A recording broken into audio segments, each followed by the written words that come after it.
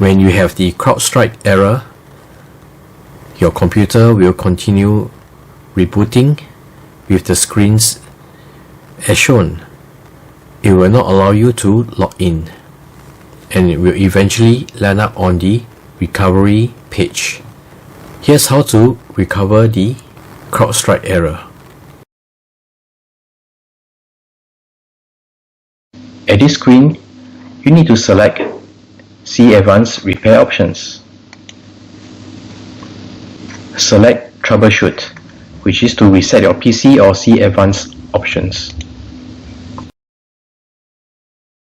Go to Advanced Options.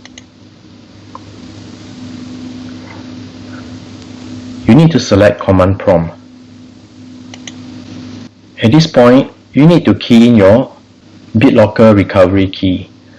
You need to get that from your IT admin. Without the key, you cannot proceed further. So we're going to key in the BitLocker key for our computer. Let's continue. Now, at the C prompt, type in the following commands.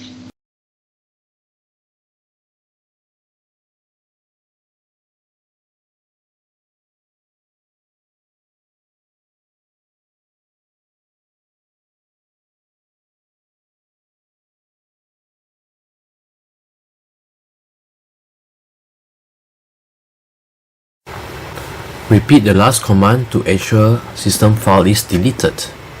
It is deleted. Type exit to exit command prompt.